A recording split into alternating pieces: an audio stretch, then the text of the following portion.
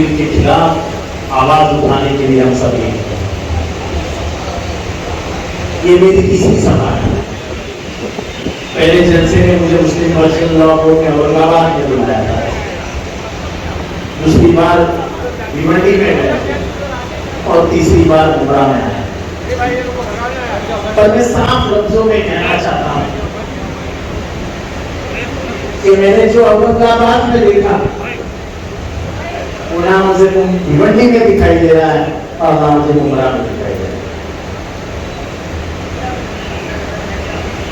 औरंगाबाद में खुले मैदान में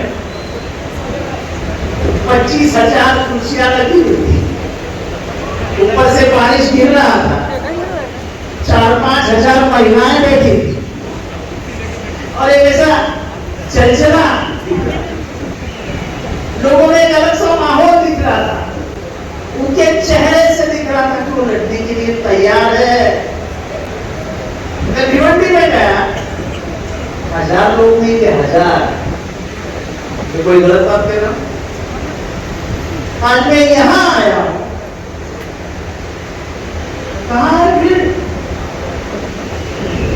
अगर हम हमारे हक की लड़ाई लड़ने के लिए तैयार नहीं है तो कौन लड़ेगा ये लड़ाई? दूसरे के कंधे पे बंदूक रख के गोलियां चलाना, चला मत, वो जमाना चला जाएगा। ये लड़ाई अपनी है। ये सरकार तुम्हें घुटने पे लाना चाहती है। मैं तो कोई कुरान का आलिम नहीं हूं, लेकिन साफ लफ्जों में बताता हूं कि ये जमीन किसी के बाप की नहीं है। जैसे मुर्शिदा साहब ने कहा, हजरत साहब ने कहा कि शाहजहां ने दी हुई जमीन के पेपर में आप शाहजहां से मांगने जाओ कि भाई तुम हमारे लीज एग्रीमेंट को दो, हमको सरकार को देना है। यह जमीन तो उस जमाने से आ रही है जिसको बीते हुए 1000 साल हो गए। कहां से हम लाए कब्जा? ये हमारे बाप दादाओं की जमीन है, तुम्हारे बाप की नहीं है।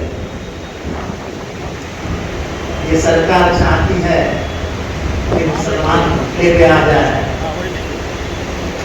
हमारे पास आए, कब्रिस्तान के लिए जमीन दे दो, हमें मदरसे के लिए जमीन दे दो, हमें मस्जिद के लिए जमीन दे दो। अरे भाई हम क्यों जाए? हमारे बाप दादाओं ने सोच समझ के हमारे लिए जमीन रखी है, उसका ही इस्तेमाल हम करेंगे क्योंकि वो हमारे हक है।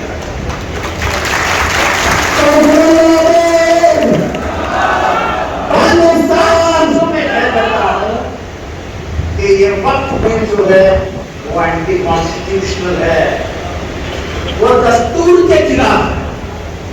1950 में जो दस्तूर आया, उस दस्तूर के आर्टिकल 19, आर्टिकल 24, आर्टिकल 25, आर्टिकल 26 के तहत डॉक्टर बाबा साहब अम्बेडकर ने कहा कि आपको राइट टू रिलीजन है। राइट टू रिलीजन मतलब क्या होता है कि जिस धर्म की आप सेवा करते हो, उसके पीछे चलते हो, उसके किताब में जो लिखा है उसको फॉलो कीजिए, उसके पीछे जाइए, वो जो कहता है उसको अमल कीजिए। तो ये तो मुसलमानों के किताबों में लिखा है ना कि वक्त क्या होता है। तो आर्टिकल 19, 24, 25, 26 के तहत जो हक हमें संविधान ने दिया है, जो पेश है संविधान का, दस्तूर का, उसको हटाने का ये सरकार कोशिश क्यों कर रही है?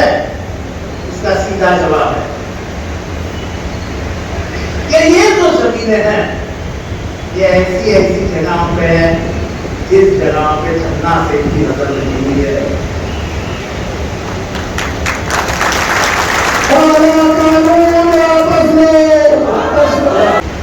अब दिल्ली में जाए, अब सेंट्रल दिल्ली में जब पहुंचोगे, सेंट्रल दिल्ली में आप नहीं गए होंगे मुझे पता नहीं, लेकिन जितनी भी बड़ी खुली जमीनें दिखती है सब लोग की जमीन। हुमायूं का मकबरा है, 20 एकड़ की जमीन। आपने जुम्मा मस्जिद की बात कही, कितने एकड़ की जमीन है? आप ताजमहल में जाइए, मैं जिस शाहजहां की बात कर रहा था उसके आजू बाजू में सैकड़ों एकड़ की जमीन है। किसकी बात की है? वक्फ की जमीन। ये सब के ऊपर धन्ना सेठ की नजर है, और धन्ना सेठ के लिए बोले हम मार्केट में लाएंगे इस जमीन को, हम इससे पैसे भी लाएंगे और मुसलमानों के इस्तेमाल करेंगे। अरे भाई, हमारे खाने क्या खाएंगे उसके ऊपर तुम्हारी नजर है। तुम क्या हमारा भला सोचोगे? तुम क्या हमारा भला सोचोगे? तो हमारे बुराई के ऊपर ही पड़े हुए। हम क्या खाएं, हम क्या पिए, हम क्या पहने, इसके ऊपर आप नजर रखते हो, उसके ऊपर नजर मत रखो। जो हमारे कुरान में कहा है उसको हमें अपनाने दो और उसके पीछे हमें चलने दो। इसके सबसे सरकार को नहीं देना। मैं बात कह रहा हूं, हमारे मित्र यहां बैठे, जब संजय खन्ना, इस lordship Sanjay Khanna supreme court में बात कर रहे थे, तब उन्होंने जो कुछ कहा, तो उन्होंने एक सवाल पूछा कि मुसलमानों के बॉडी में आप हिंदू लाना चाहते हो तो कितने हिंदुओं के बॉडी में आप मुसलमान होंगे? संजय खन्ना ने एक चीफ जस्टिस के नाते पूछा। तो जो निशिकांत दुबे नाम का सांसद है, जो बीजेपी की सोच लोकसभा में रखता है, लोकसभा के बाहर भी रखता है, यहाँ बहुत सारे वकील मौजूद हैं, उस निशिकांत दुबे ने पत्रकार परिषद में क्या कहा कि ये संजय खन्ना जो चीफ जस्टिस है वो भारत में यादवी लाना चाहता है। ये कौन कहता है? बात उधर नहीं है, बात उसके लफ्ज से जो इशारा है वो उसको उसकी तरफ है। वो सुप्रीम कोर्ट को डरा रहा था, क्योंकि बीजेपी आरएसएस को ऊपर बैठे हुए लोगों का दिमाग अपने हाथों में लगता है कि मैं जो कहूं वो सुप्रीम कोर्ट से जाना चाहिए। संजय खन्ना ने उससे इनकार कर दिया। देखो, हमारे हक की लड़ाई है, हम अगर ताकत नहीं दिखाएंगे तब तक जमाना हाथ नहीं खोलेगा। लोगों को लगेगा इनको ही कुछ पड़ेगी तो हम क्यों लड़े। तो बात तक छोड़ो। मैं सबको ये बताना चाहता हूँ कि माइनॉरिटी का मैं मिनिस्टर, तो चंद महीनों के लिए मुझे वो मीडिया मिला। जब मेरे पास एक फाइल आई और वो फाइल के ऊपर जब मैंने ध्यान से पढ़ा तो मेरे ध्यान में आया कि वह प्रॉपर्टी 7/12 का जो रिकॉर्ड है उसमें वक्त लिखा ही नहीं जाता है। अगर वक्त उसके ऊपर लिखा जाएगा तो बेची नहीं जा सकती, तो वक्त की प्रॉपर्टी का बेचना अलाउड नहीं है। एक बड़ी प्रॉपर्टी थी बंबई, शाखा क्षेत्र के पास। मैंने कलेक्टर को लिखा और मैंने उस फाइल में भी लिखा कि वंस अ वक्त ऑलवेज अ वक्त। आप 7/12 के ऊपर ये लिख दो कि वक्त है, 7/12 बदला नहीं जा सकता है, वक्त की प्रॉपर्टी बेची नहीं जा सकती। लेकिन हम हमारे गिरवान भी भर भाग के लिए हमारे लोगों ने, बुरा मत मानना, क्या हमारे लोगों ने यतीम खाने की जमीन अंबानी को नहीं दी?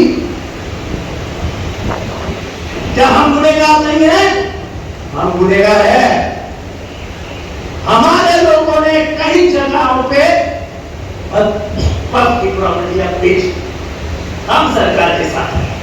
आप कानून लाना चाहते हो ना, बताओ कि इसके बाद वक्त की प्रॉपर्टी हम बेचने नहीं देंगे।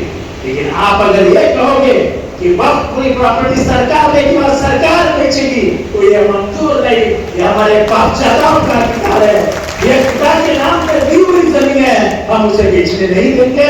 ये हमारा हक और अधिकार है। और इसलिए मैं साफ लफ्जों में कहना चाहता हूं कि हम कलेक्टर के पास भीख मांगने नहीं जाएंगे। मैं अगर अमीर और 10 एकड़ की प्रॉपर्टी धर्म के नाम से देना चाहता हूं तो आप मुझे रोक नहीं सकते हो। अगर वो 10 एकड़ इस्लाम के लिए, मदरसे के लिए, मस्जिद के लिए, कब्रिस्तान के लिए इस्तेमाल होती है तो वो दीनी काम है। दीनी काम में रुकावट लाना ये सरकार का काम नहीं है। इसलिए आप हाथ उठा के एक ही कहिए, we reject वक्फ बिल।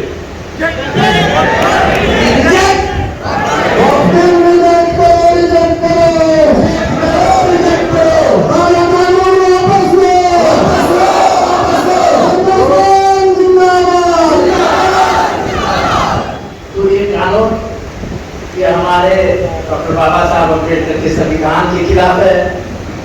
उस कानून को रोकना ये संविधान के बाजू से खड़ा रहना है। और ये संविधान को अगर हाथ लगाएंगे तो समझ लेना ये कोशिश टूट जाएगा। हमें संविधान बचाना है।